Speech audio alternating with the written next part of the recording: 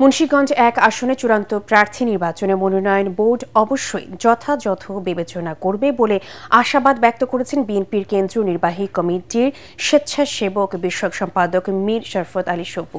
সিরাজদি খান উপজেলার ইছাপুরা, মালখানগর ও শ্রীনগর উপজেলা ছনবাড়ি এলাকায় বিএনপির প্রস্তাবিত ৩১ দফার লিফলেট বিতরণ ও পথসভায় তিনি একথা বলেন। মুন্সিগঞ্জ ১ আসনে জনপ্রিয় প্রার্থী চূড়ান্ত মনোনয়ন পাবে বলেও আশা প্রকাশ করেন সপু। বিএনপি ও অঙ্গ সংগঠনের নেতাকর্মীরা এ সময় উপস্থিত ছিলেন।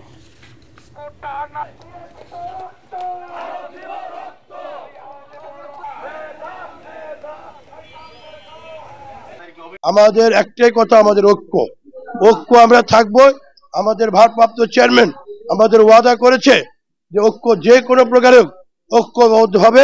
আমাদের সেটা আমাদের এই মুন্সিগঞ্জ ১ ধানের শীষের পক্ষে কাজ করতে হবে। আমরা সেটা ইনশাআল্লাহ নিয়ে আসবো।